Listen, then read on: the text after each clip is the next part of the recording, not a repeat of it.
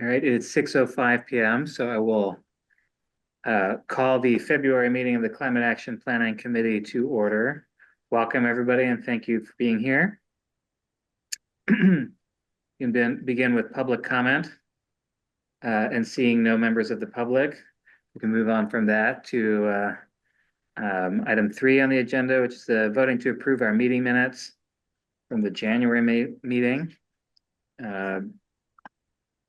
Did anybody have a chance to review those? I reviewed them. They look good to me. Okay, Mr. Chairman, I'll move their adoption. okay. Can I get a second? Ron Israel seconds. All in favor, say aye. Aye. All opposed, say nay. That is unanimous. Okay, our voting business is done. I didn't hear any specific plans from anyone on working group updates, but we have plenty of time for folks to share what they've been up to over the last month.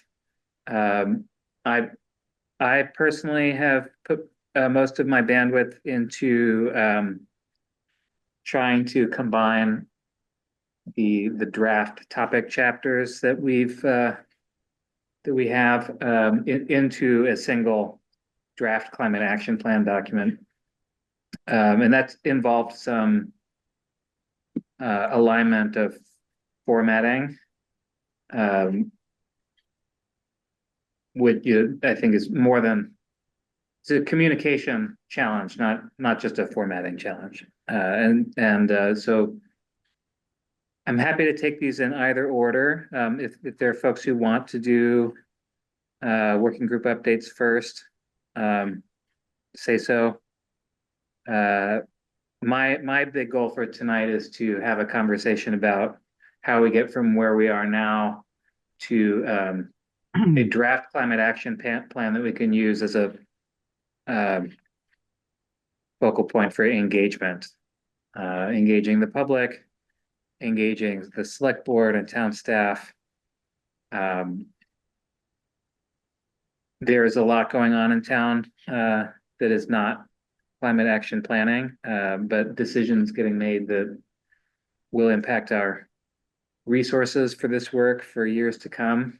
And it feels urgent to be part of the conversation, but right now I don't feel like I know how to do that or have the resources in hand to engage effectively. So that's what I would like to discuss. Yes, Can you say a little bit more about the larger picture within which we're situated within the town? I don't feel I guess I'll do my best. And I'm sure many of you are as familiar or more familiar with the situation than I am.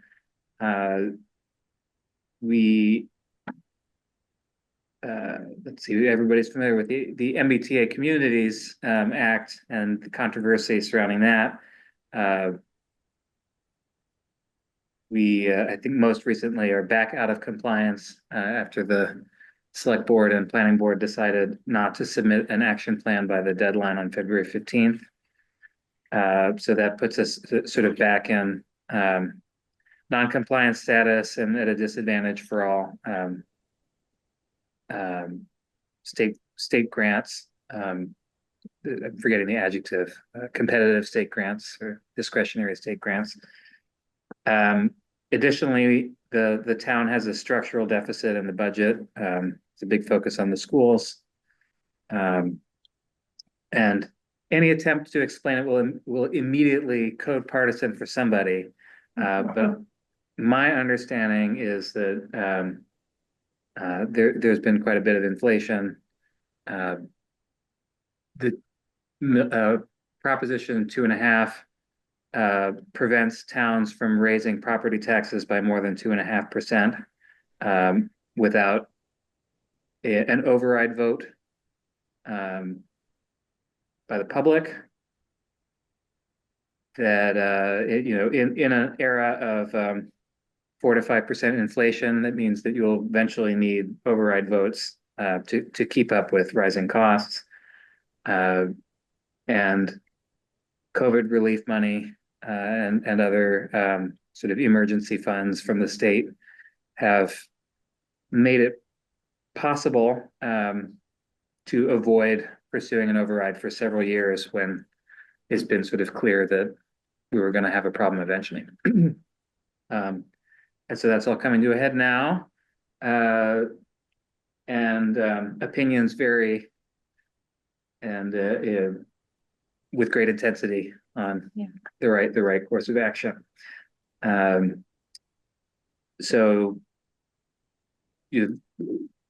the kind of the dollar value of the override that gets approved or not will sort of determine whether the town can have level funding or needs to make cuts, or whether it sort of gives itself enough headroom to not just continue with level service, but add investments in areas that have been underinvested in. Hopefully that's accurate enough, not too controversial, a summary of the situation. Thank you. And of course, it's a false choice between sort of investing in new areas. You could also find cuts that everyone could agree on. I'm not afraid to say that I would hope to see us sort of in a funding situation where investments in climate action can be made. That's not too partisan for the chair of the Climate Action Planning Committee, I hope. Right. And so our tool for engaging that conversation would be our climate action plan or summaries thereof. And our engagement with elected officials and town staff in this process.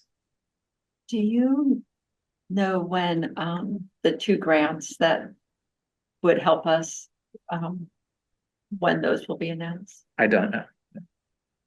We do have a topic 6 to give you an update on that. My update is no update. I haven't heard a thing. Okay. I don't know when I'm going to hear anything. Great update, Alex. Okay.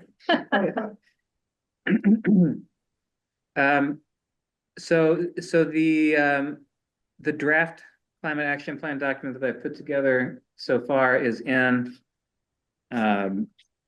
linked in the agenda. Let me throw it up on the screen. And I'd like to thank Ron. Ron did a lot of drafting as well. I'm not showing the draft he sent me, but his work influenced me quite a bit. And I hope you'll share your perspectives that you shared with me with the group. Give me a second to find it.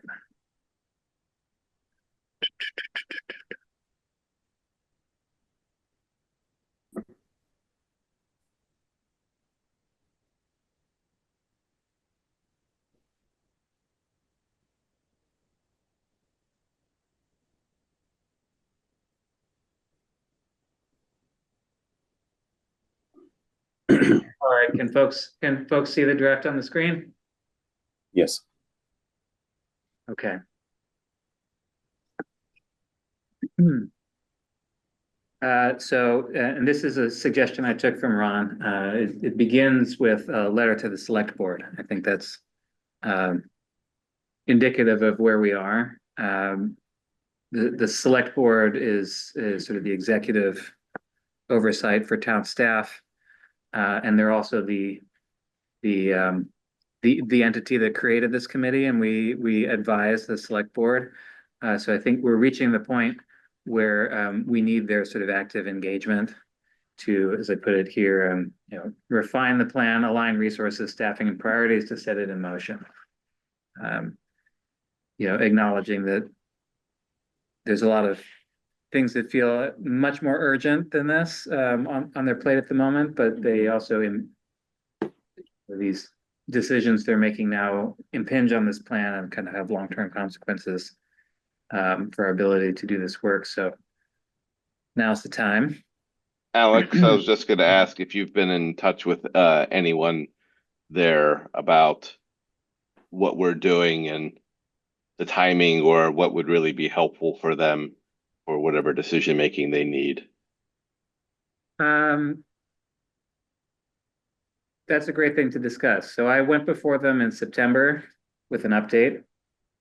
I have been informally in touch with individuals on the select board. Since then, mostly trying to sort out who could help me with really tactical stuff, like setting up the Zooms for the meeting and posting the minutes after Jack left. I would not say that I've done any sort of bigger picture engagement with the select board over the last few months. So I'm looking for guidance and thought partnership from all of you on how best to do it. But I think the tools at our disposal are letters, phone calls, showing up at public comments at various committee meetings, or requesting to be, a formal agenda item on a meeting. All these things are possible, but you should have to know what you want to say and what you're asking for. I was just thinking that if we knew what kind of questions that they want to have answers to, we can bake that into what we're writing here. So it'll be immediately of value to them. Maybe this already is, just they're looking for a particular, they just want a plan. But if they have data that they need to help inform budget decisions or allocations, maybe knowing that ahead of time. Yeah. Yes. So we should dig into that. I think it's in Ron's draft. He sort of threw out a number in terms of budget allocation. It would be great that nothing focuses the attention like a dollar number. I feel like we might need to do some work to ground that in something. But we'll come back to that. Yes. Can I add that we probably have to make this a two-way street situation for the benefit of the select board and the town, so that it's not solely a matter of the questions they will ask about something the individual members very probably have had or will have very little time to study and learn about. So that the other side of the street is where we educate them and bring them offers on an ongoing basis, so that we keep climate planning for the town of Milton on their radar and on the town's agenda. I have a thought, At a least, strategy. yes.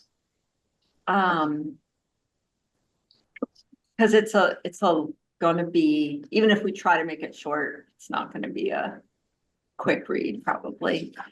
And what if each subgroup attends one of their meetings and presents what we're suggesting? So, I know, because they meet weekly, every other week. Every other week. So that might be too slow on our end, but also we could break it up into digestible chunks for them. I think that's an excellent idea, having sat in one of those chairs for 3 years and chaired the board. Too much is not going to be effective. Disaggregating the plan and bringing it to them on a piece by piece basis on a regularly scheduled format would probably be very helpful to them. Yeah, I agree. Ron? So I think that a number of things we need to do. Number one is we need to get the working group reports kind of finished and in a similar format with 3-year action steps and other things. And once we do that, then we should be able to complete a rough draft of the plan. But then I think we need to create an awareness building kind of document which takes the main asks, the main issues that are addressed in each of the working group reports and elevates them, makes them interesting, says why they're important. It may be just a page that says, this is our thing. This is what we want to do. This is what we think the town needs us to do. And for more details, you can see our report. And then, third thing I would suggest is that maybe even before presenting or submitting to the select board, that we have some sort of public meeting that we host for members of the public, the select board, who's ever, and where we present or preview our plan.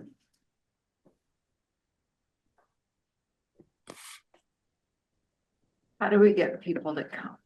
Well, we do it. Yeah. I think if we use the Milton Times, social media, I mean, even if we get 10 people to show up, that's good. And maybe it could also be online, but at least the exercise of doing it will create a greater awareness that there's something out there that needs town's attention. Yeah, the Sustainable Milton Green Fair. When is that? Yes. Do something for that for sure. I see Kyle's hand up, then Eric. Yeah, and I think on that, anything we did that'd be public facing, we could do it in a context where it's recorded, and then we can keep sharing it with anyone who can't be there. But originally I was going to say, back to the idea of presenting to the select board.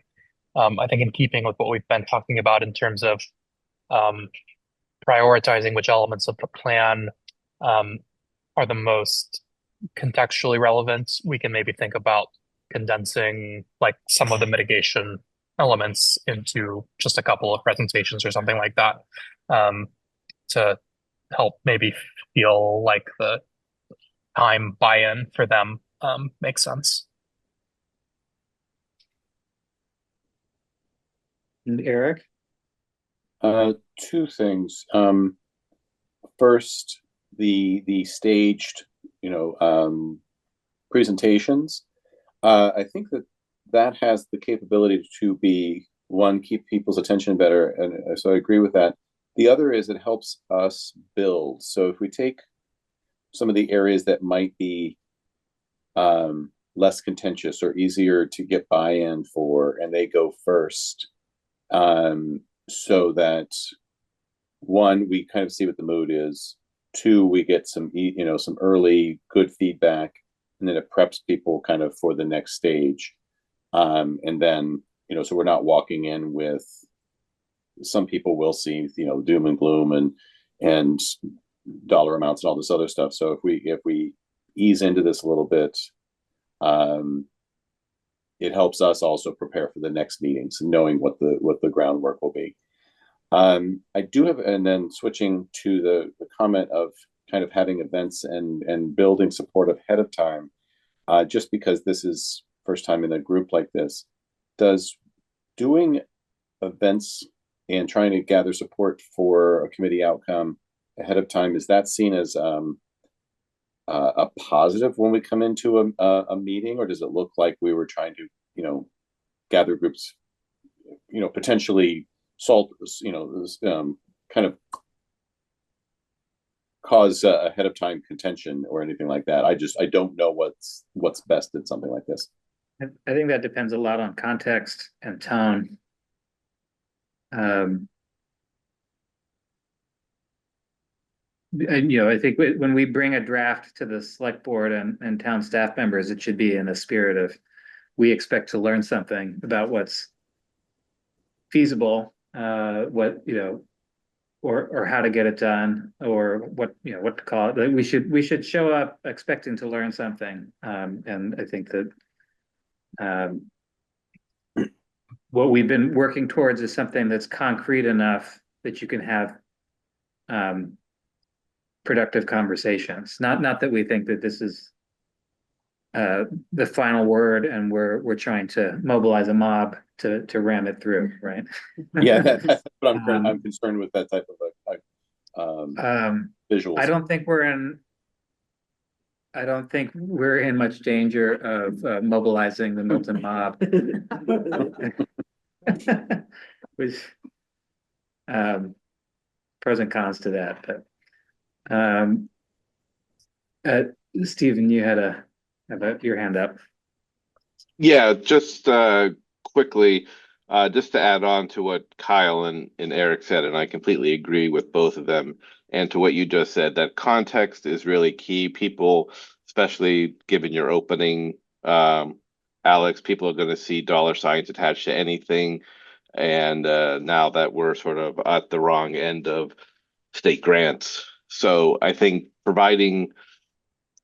we have to think about what the narrative is that we want to have that strings through whatever presentations we have, and provide the context in which, that's relevant to that narrative. So a little bit of a communications plan. I mean, part of it's lining up, what do you say first, which of these you put first, but I think it's also what is the theme and what is the running narrative. So, maybe we want to talk about protecting the Blue Hills from fire and drought, because that's going to immediately be relevant to people who want to go there, or their property, and sort of work out what are we really trying to do? We're trying to protect Milton, and we're trying to make this the best place to live. And so whatever those messages are, I think the plan is part of that, but then we got to extract what are those key messages we want people to resonate with, and then we're telling our stories through these different presentations.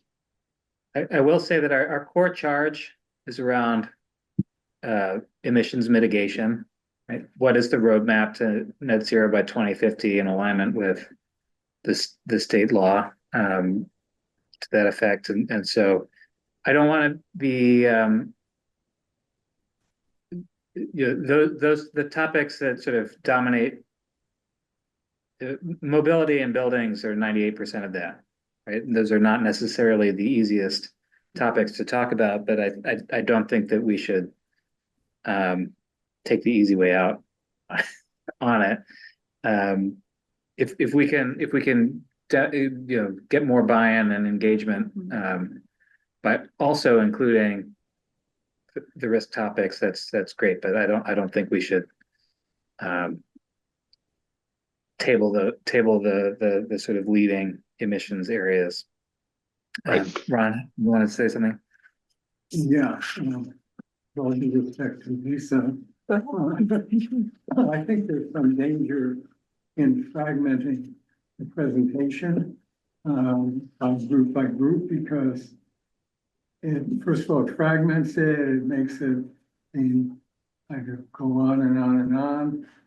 And an alternative to that, as I tried to suggest earlier, would be to try to condense maybe just the 3 or 4 mitigation working groups, building and energy, transportation, forests.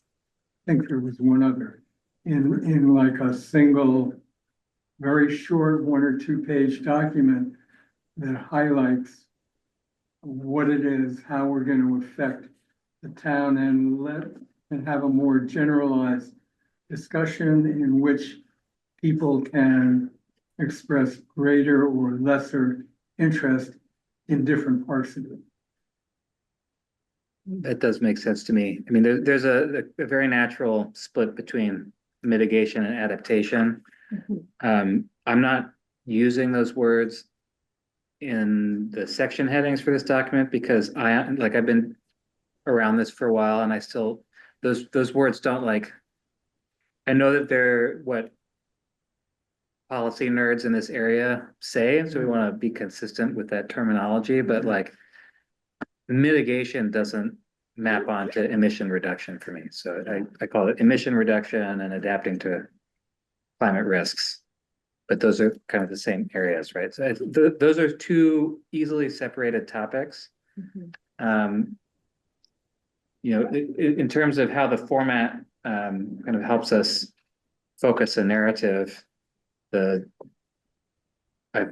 put an executive summary at the beginning of the document, and this is where I think we want to put those messages that we, you know, 98% of people who look at this document are not going to get past page 5, right? Yeah. So like everything that we want people thinking about and engaging with who are not sort of deeply partnering with us should be in here.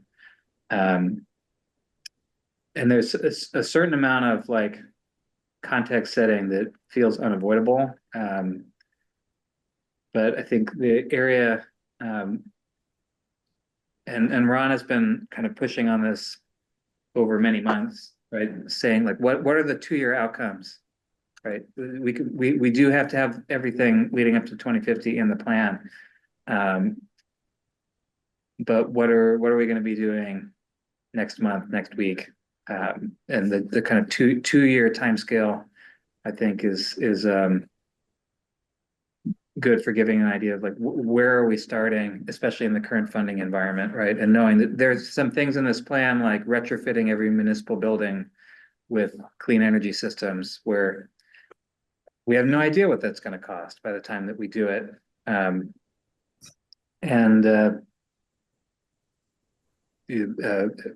Figuring that, doing that capital planning associated with that, and the technical planning of systems repair and when is end of life for which system and which building, like that's kind of the workload for the next couple of years.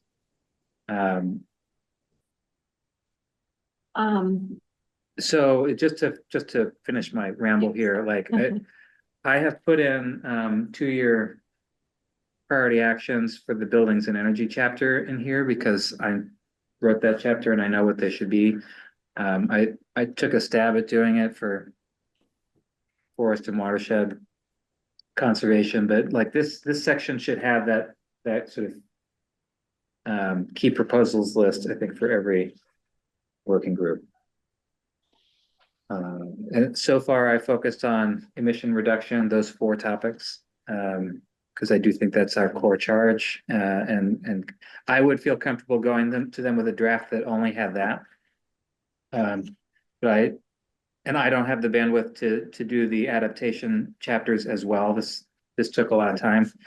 But I invite the folks, you know, there's been a lot of great work done on the adaptation topics, and I'd love to see those included at the same time if possible. So if you guys can do that, I'd love to see it. Okay, that's enough talking. Were you going to say something? Another idea for outreach, and I think it was a comment I saw that sparked this idea from either you or Eric, and it's this idea of like, you know, what do we want the future to look like, and kind of starting with that story of, you know, 10, 20 years from now, what do you want it to look like in Milton? And that could be a source of getting feedback and be like, we took a stab at it. We did some work. Yeah. Here are some ideas we have. what do you think of these ideas? What are your ideas? What are you willing to do to get to this future? And a future which, you know, like maybe we don't need all the mitigation. So, yeah, mitigation, Adaptation. adaptation, adaptation. Yeah, I'm with you on that. You know, if the emissions come in line, you know, if they are reduced. And so it's, you know, getting people to, yeah, I want that future. And then we say, okay, like we got to sell them on the future that they want. And then like, this is how we Yeah. get there. I will say, Nice. a lot of the climate action plans I've looked at had that section toward the beginning. Yeah. To me, it feels like I want that in there, but I don't want it in the first 5 pages. And they're usually on page 1 or 2. And it just feels like a missed opportunity to kind of get people focused on what are you really suggesting right now? Maybe it's not in the plan, but maybe it's how we structure like an open house event. Yeah, as far as like a sort of broadly open discussion with the public, Mhm. I was hoping to have consulting support by the time we do that, because I feel like there's Right. There's a way. you know, format and sort of facilitation approach that folks like that know how to do, that Yeah. it would be so easy for those public events to be not very productive.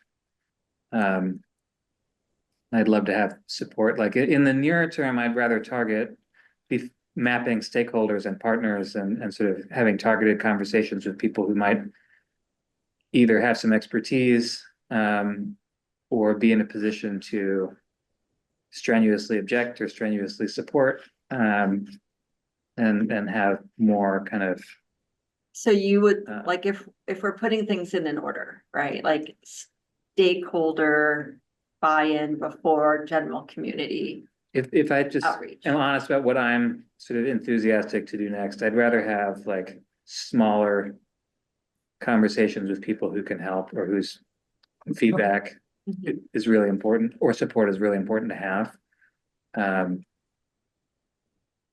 I am not at all minimizing the need to raise and maintain awareness. But also, Yeah. it's really like we had a couple rounds of trying to do awareness campaigns from Sustainable Milton over the last couple of years, and it is hard. You know, the attention economy is cutthroat. There's a bunch of people who actually know how to do marketing out there, trying to focus people's attention on stuff that's happening right now. And this is challenging. Sure. And I'm just brainstorming here. Yeah, of course. I'm not I am like too. proposing we do one thing over another.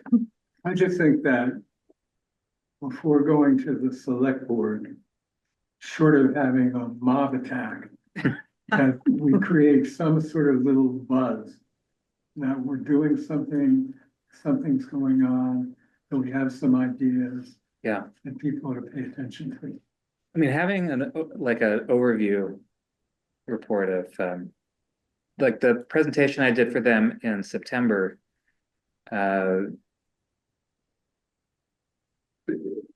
was specific enough that there were some reactions to it, you know, and people reached out with interest. I mean, people watched select board meetings, and that content, like once you put together kind of an overview, you can do it again and again. You mentioned the Sustainable Milton Green Fair is coming up. So it's like having some kind of overview of like here, I'm more vibing with what you said, like cover the 4 emission reduction areas. You know, if we completed, it's still going to be a list of like 30 things, but maybe we can make it shorter. But they're pretty specific at this point. You know, there might be 2 things in there that resonate with people positively or negatively and generate some discussion, and that would be great. Yeah. And then it's, you know, it could be one time at the select board, one time during the Green Fair, one time at the library, record it and put it online for people to watch asynchronously, and you could reach a lot of people that way. Arthur. Thanks, Alex. I just wanted to suggest that we might look at what some other communities have done who might be a little further down the road than we are, so that we can build upon their best practices. That may save us a lot of time and possibly pain. Is anybody willing to do that research? I'll take a look at that. Okay. Come to. I know Canton had a open house for their climate plan. I'm not sure where in the process. I can introduce you to the chair of their climate planning committee in Canton. Okay, yeah, that'd be great. My brother works on the climate committee on the Vineyard, Wow. and they've been at it for a while. Lucky Canton. I will say most of our counterparts have a consulting support to Yeah. do that part of it, and that's why I'd love to find the money for that. But Matt, you have something to say? You're still muted. Apologize. Yeah, nothing on the outreach yet, but and I'm sorry to be so pedantic. It sounds like you have a format, Alex, on this report that you and Ron are advocating for, and I'd sure like to know what the expectations are so that we can start to consolidate, summarize, reformat our current drafts. I don't feel like we finished that discussion yet. I know this is all important, but like, look, if we've got to get a plan done first as the first kind of milestone, I'd sure like to know what the expectations are. Yeah, I don't think it's pedantic at all, because I think the formatting sort of follows the communication challenge. Right. Totally. So and by the way, I'm for creating the full plan, whether it's adaptation or mitigation, adaptation. I always get my terms wrong. But at any rate, part one and part two. We're in part two. I would still go ahead and complete the plan in its entirety, even if it is summarized into half a page, because we need to focus on part one. But I think having the full plan, given that most of us have spent time developing the full plan, would be fine. I'm speaking for maybe a small group of folks, but in any case, I would be up for completing the entire plan once we agree the format, and then summarizing however you think is best delivered. yeah, I agree with that. Why don't I take a few minutes to walk through this whole document and sort of describe what's there, what the formatting choices I made, how that relates to what I'm trying to do, and then this is not set in stone, right? So we can discuss. So it begins with the executive summary. Like I said,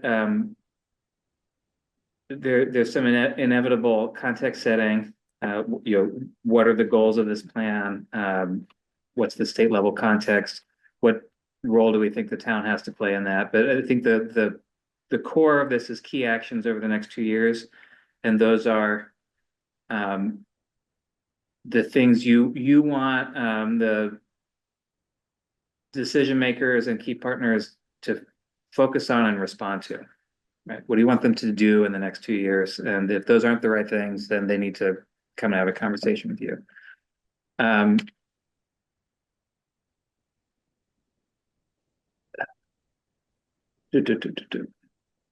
So how we get there is really like providing context on the state's roadmap,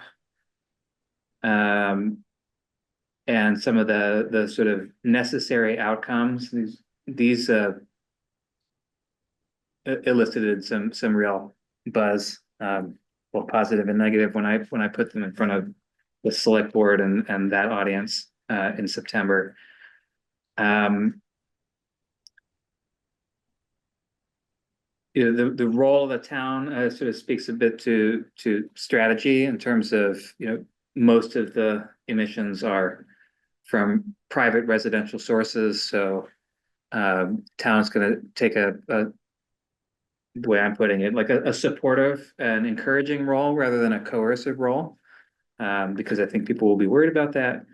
Leading by example in municipal operations is, you know, has more leverage than the sort of percentage of the GHG inventory might suggest. So even though it's 2% of total town emissions, like seeing electric school buses and heat pump renovations in school buildings would have outsized impact on people's private choices. And, you know, resilience and preparedness is also an area where the town can do a lot, right? So key actions in the next 2 years. I think an expectation here is that each of the working groups needs to populate this section with their short list of things. Like, what do you want to emphasize now, and get people focused on, and make them concrete and actionable. There can be more, you know, and I think in like bullet list format, because this has to be short, Maybe right? no more than 3 Sure. per group. Yeah, that feels fair. Yeah. I do have it kind of, and this makes it longer, but kind of broken apart by who the audience is, like town staff, municipal facilities, but also for residents, right? So there is this divide between private action and town action. So we need to speak to residents about like what if we were all doing our part to execute this plan that's coming together, what does that mean for your house and the buildings that you're responsible for or that you live in? So just so I understand, you, so actions in the next 2 years, you have for town staff and elected leaders, and then buildings and energy. So there would be a transportation. Yep. Setting up, heading in bold with 1 to 3 things we want the town to do, and then repeat that for the other sections in that teal color. You know, and unfortunately, if we do both mitigation and adaptation in here, there's going to be 12 bold headings with 3. I mean, it's going to get long. Yeah. I don't know how to. Are you saying that there's 2-year action plan steps? Each of the target audiences gets a set of those for each working group? Is that what you're saying? That's what I was doing. Yeah, Oh, it is a lot. Yeah, I hear you. I mean, I would suggest that there just be 2 to 3 2-year action steps per group. Period, regardless of trying to subdivide it, because it does get pretty complicated the other way. And maybe there could be one list for residents, sort of separate. Like as an individual, what are the key things I would need to do in the next 2 to 25 years? Yeah, except that the key, the idea, at least my thought behind the 2-year action steps, is that those are steps that are needed to begin to operationalize what's in each working group's plan. So for some working groups, maybe those steps relate directly to town members. For other working groups, maybe they relate to the town government. I mean, I don't know. I do think that if I'm not part of town government in any way, but I'm interested in this issue and I go find the plan, there should be a succinct list of like, these are the 8 things that private persons in Milton ought to be doing because there's no success for this plan without widespread collective action. By Right. And it also- private individuals who have no obligation whatsoever to do anything that the town tells them to, and, you know, except in states where there's like taxes or bylaws involved. Yeah, but maybe we're not even gonna get to that place in the first year or two, like maybe, I'm just making this up, maybe an initial step would be to do an assessment of the town's population regarding the modes of transportation they use to get to and from school. And that's a kind of consultant task that involves asking people, but not asking them to do something. I think we know what the behavior changes required are.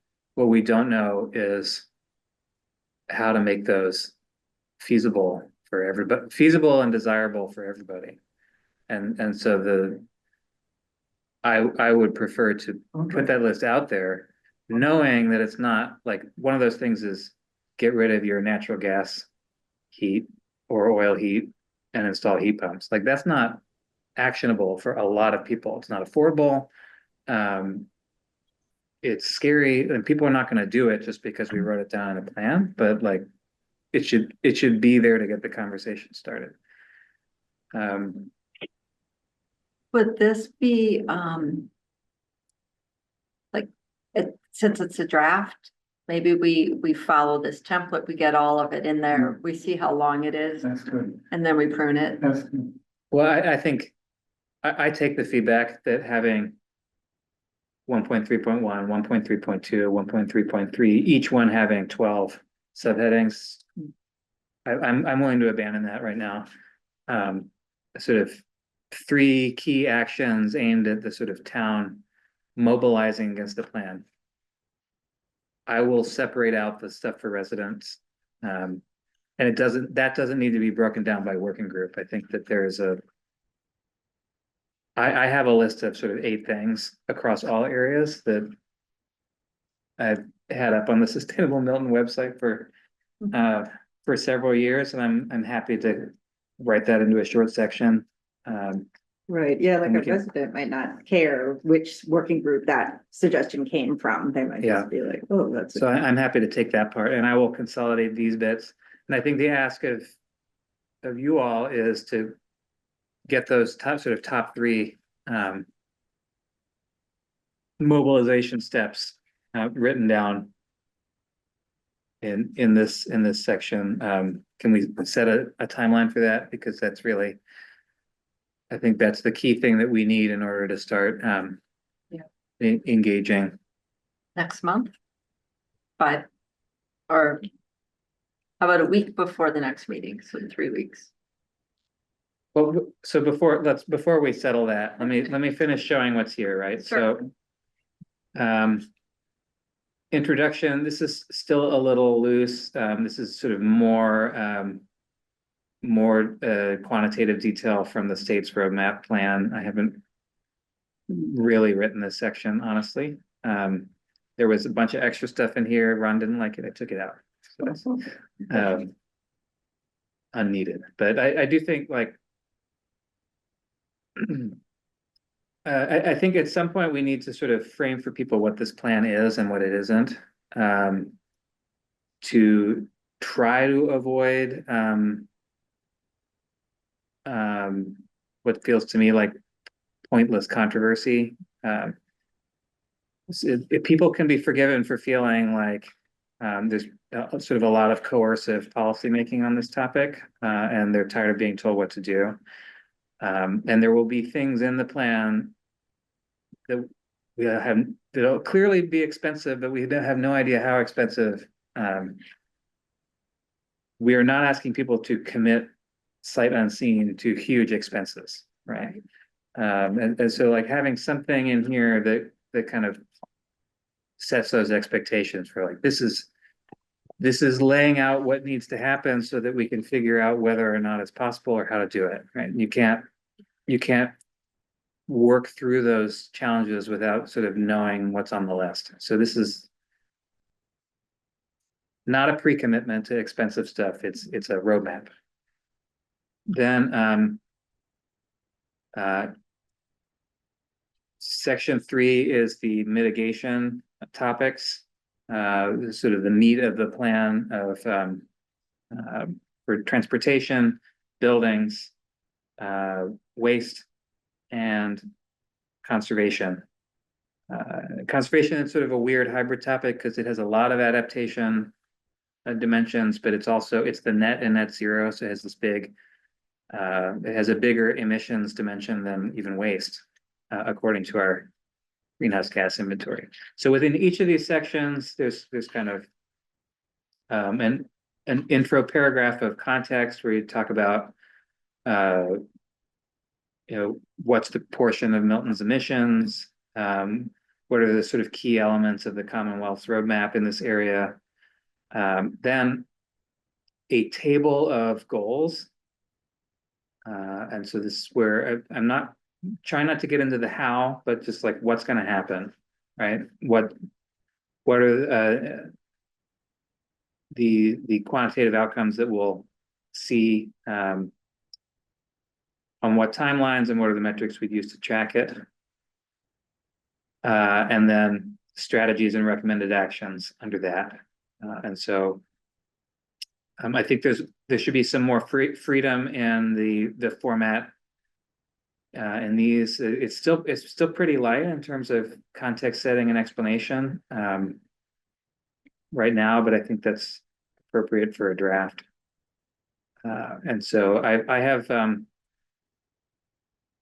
for buildings, transportation, conservation, and waste, I have taken your draft chapters and kind of put them into this format to the best of my abilities.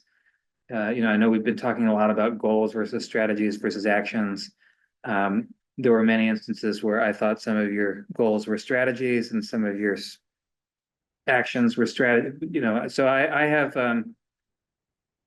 recategorized those in the way that made sense to me, and I offer this back for your. These are your sections, right? So I'm just trying to communicate to you what I think makes sense to me, and hopefully you can sort of engage on these chapters until they make sense to you. And then, so getting into adaptation, I haven't done that. I think that the structure I used for the mitigation sections is not an obvious fit for adaptation, in particular that goals and metrics table. Maybe that becomes like a key risks list or something. But going back to Matt's comment, I would love to see all this in the first draft as well. You guys have done a ton of good work. But I am saying that I don't personally have the bandwidth to do that. So I would love to see some folks who've been doing all that good work kind of step up to integrate your drafts into this document in a way that feels cohesive, on the same timeline that we're sort of getting a draft ready to share with the select board. All right, that's what I have to say. I have a comment. Lisa. Two things. I think, at the minimum, we want the decision makers to consider the plan, our recommendations in their decision making, right? So Yeah. if down the road, a new building's built, things are retrofitted, like we're asking the town to make this part of their decision making process. It may not always go that way, but they should understand that you're gonna, if you don't pay now, you're gonna pay later in some way, right? Like, and having that be part of the conversation. And And then second, unrelated, as I look at the adapting to risk, if we're trying to make this seem more concise, could we combine drought or heat waves, drought and wildfire? Because they're all kind of like symptoms of the same thing. And intense storms and flooding. And then energy security. So like kind of three, like lack of water, too much water, and then the separate category of energy.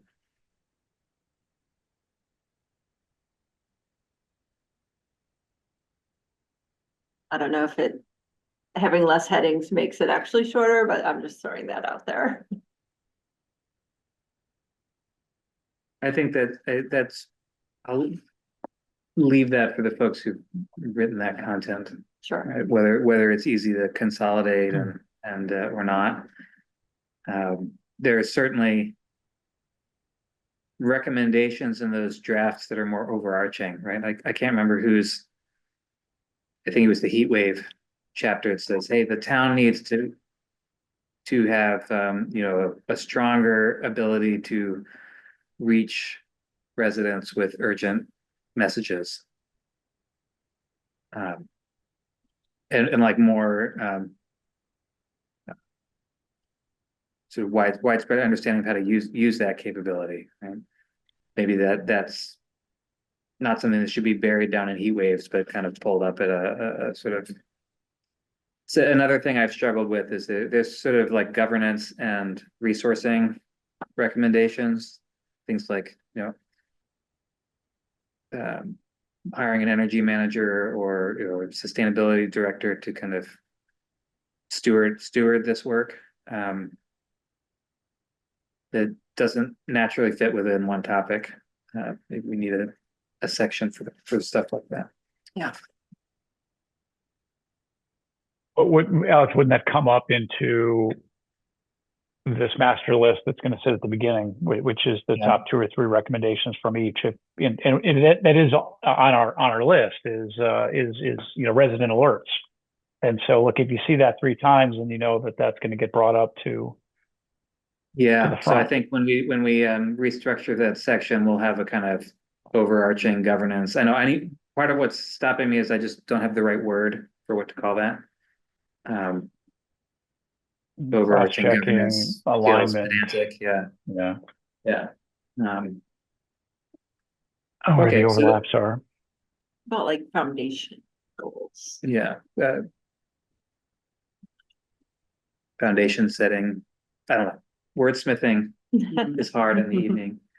Yeah. But how are folks feeling kind of high level about this? We got it. We got a format. I think at least for our groups that, you know, that was the hope, is that we would at least land on a format and we can get to work. Oh, I see some chat. What's going on in the chat?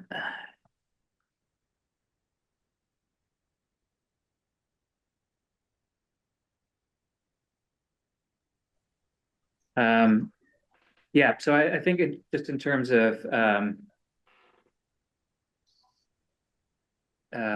action steps, we're talking about filling out the 2-year priorities.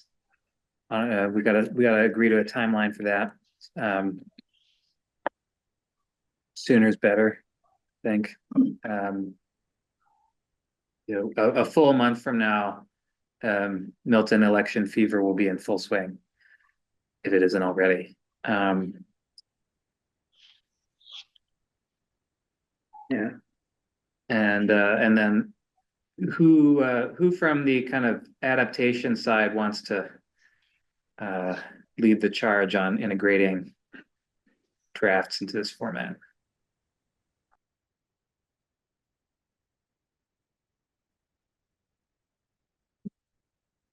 Then I'll let you think about that. Yeah. Who touched their nose last?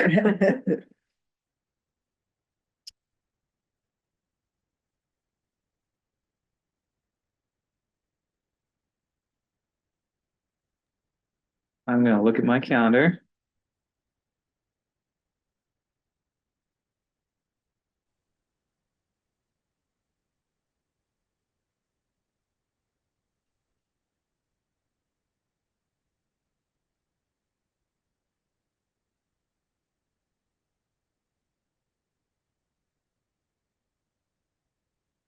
So the third Thursday of March is the 20th.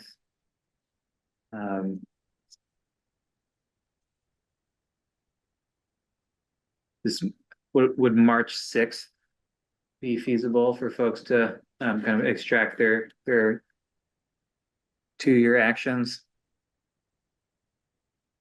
Well, I think the waste group could come up with those. For the, I would think that you guys have already done yeah, a lot of this thinking and writing. It's really like, okay, I've got a bunch of stuff. What are my top 3? I think that'd be pretty easy. And contact Arthur. We might have a meeting but I think that would be pretty easy to come up with that.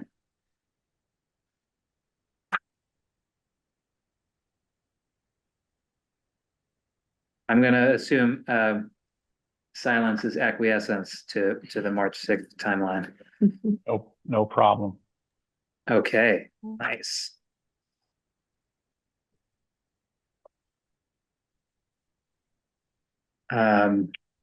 And then so imagining that was done.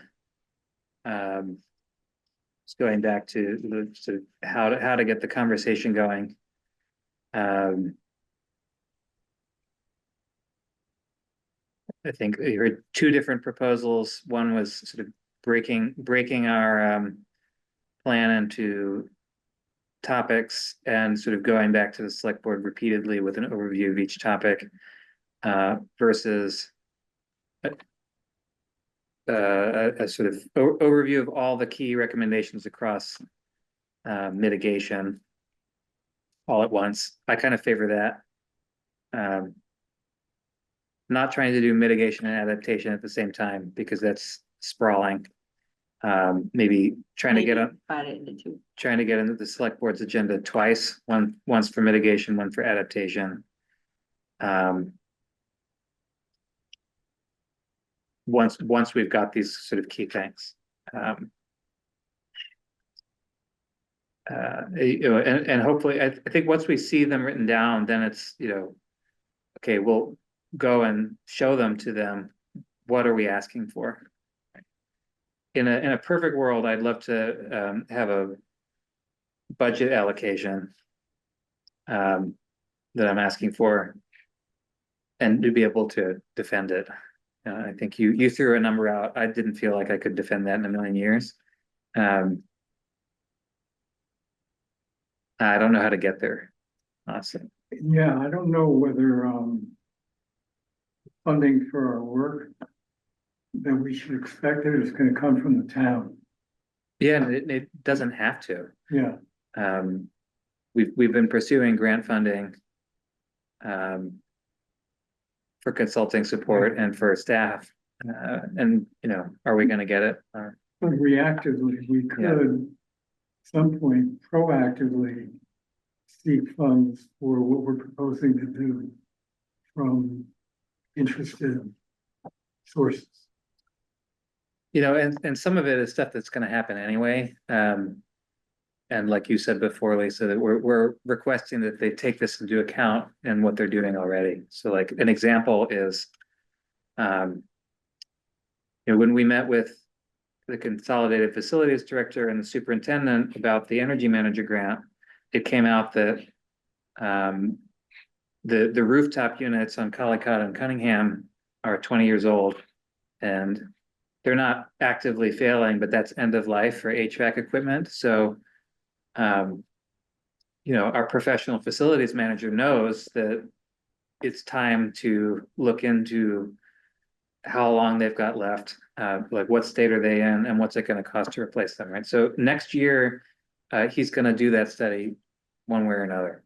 And he was already looking for funding to bring in a consultant to help with that.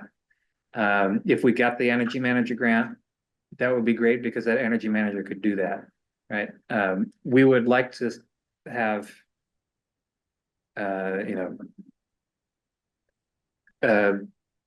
options that are aligned with this climate roadmap considered. Could we list that as one of the 2-year action steps? Mhm. Yeah, that would be great. I mean, I think what I have now is like capital planning for all municipal facilities. That's a little broader and vaguer than. Oh, bye, Eric. Thanks.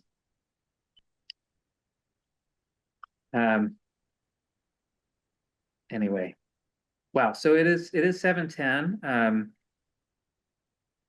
I got the sense that there are no working group updates, but if I'm wrong, let's pause to hear. I know Alex, we sent you some updates. This would have been late January, early February from meetings with Karen Lothrop from DCR and with Chief Madden from Milton Fire.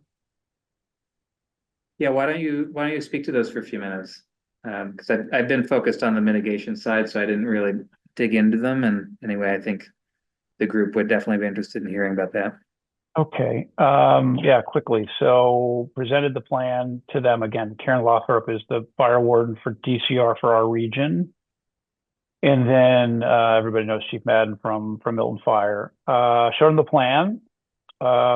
Very aligned overall with the plan. And in fact, several of the recommendations from the plan. So we're working a little bit in a vacuum, met with them before we really got into the plan and then brought them the plan to help validate.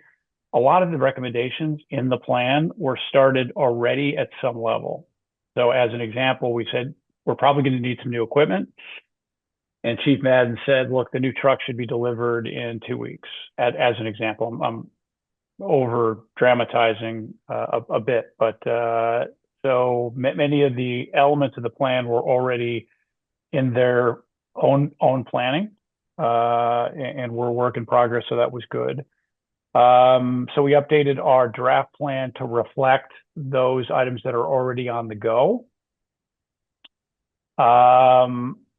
And then I would say kind of the holy grail within wildfires is this idea of a community wildfire protection plan. They've done these all over the Commonwealth, but we looked at the plans from the Vineyard and also from Cape Ann. And so Karen provided some resources on how we might move that forward to engage with some consultants, look at some potential grant funding as well. So we did a little research on whether Milton is even in scope in terms of grants. Turns out we are. We are in terms of risk, not in terms of, and these are federal grants, not state grants. So we're in scope for grants based on our risk category, albeit not based on our economics. They prioritize high risk and low income, and we're high risk, high income. But okay, we're needed a month ago. Yeah, we're still in scope.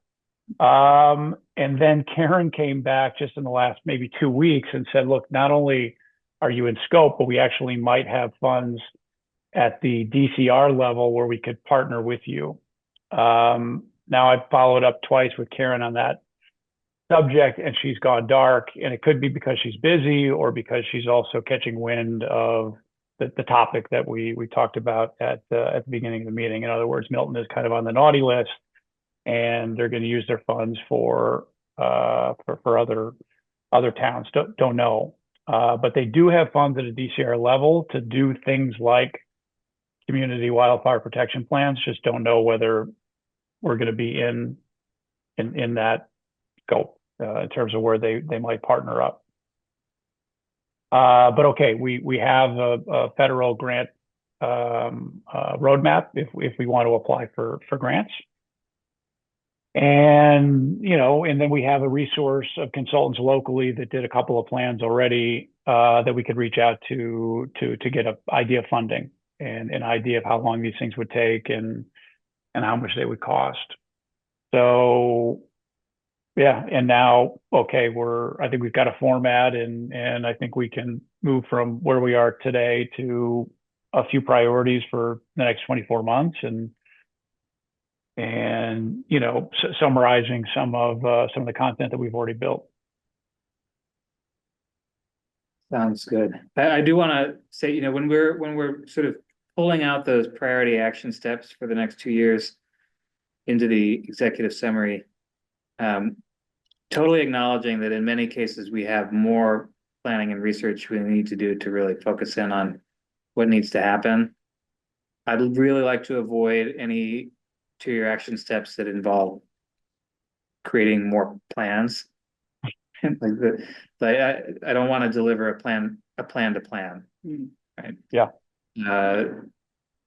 So to the extent that we can identify sort of tangible stuff like buy this firefighting equipment, even if we're not certain that that's the most important thing right now, and we can caveat, but I'd like to keep it tangible at that level. Steve? Yeah, just to the point that I think you raised at the beginning of this last conversation, I would not rely on any federal grants at this point. There is, based on executive orders, all the grant programs that I'm aware of are being reviewed. A number of them are being rescinded or paused. So as we're planning sort of the next couple of years out, I think that we should really think about state, local, nonprofit support more than access to federal grant funds, especially in this area.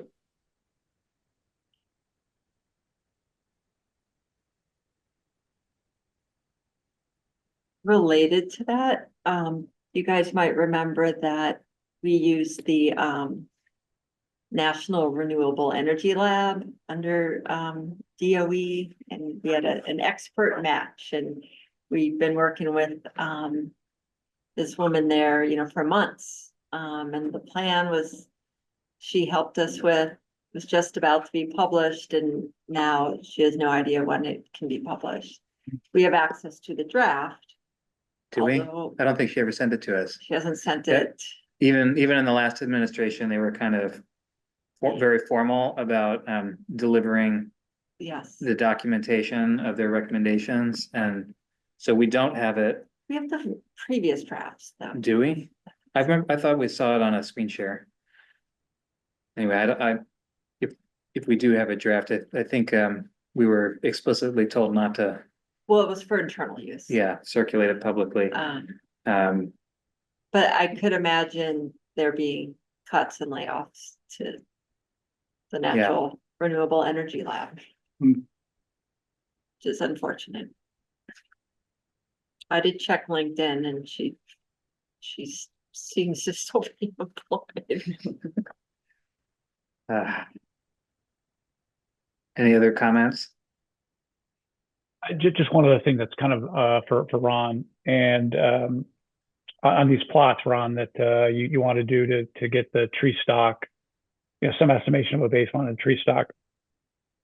Yeah. The Friends of the Blue Hills and the DCR are working on some test and control plots, principally around the wildfires. So you could imagine a couple of plots in the wildfires, which, you know, in the wildfire zones, which might not really help what you're trying to get at, but the control plots might. So I'm going to plug you in with Jen Klein, our executive director, and see if maybe what's happening there might also help out what you've got in your plan. Yeah, could you also include Fiona? Is she on this call someplace? She's not at the attendance. Oh, Yeah, there There she she is. is. Yeah. I am Yeah. here. Yes, I've been lurking. I'm afraid I'm solo parenting tonight, so I've been mostly off video, but I am here. Yeah, could you include her, Matt? Because, You bet. Yeah, I'll She send an worked with email tomorrow with all of you guys on copy. okay.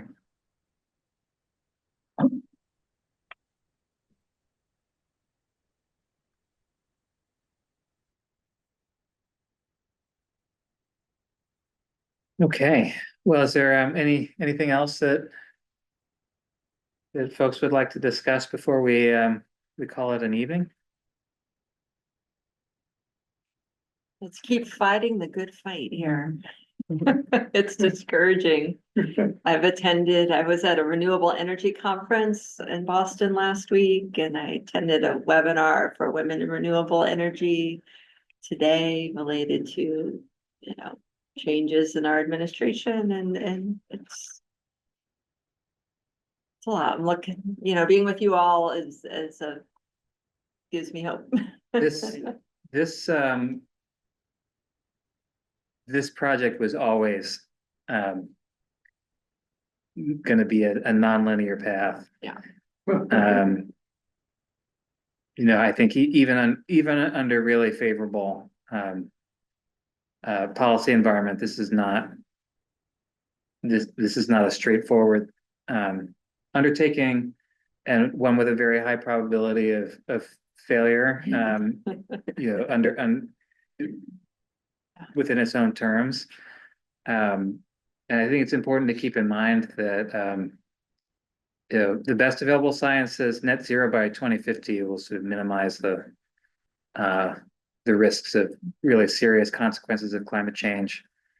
Net zero by 2060 is also a lot better than doing nothing. And net zero by 2070 is a lot better than doing nothing. And a lot can happen in a decade, let alone 2 or 3 decades. So,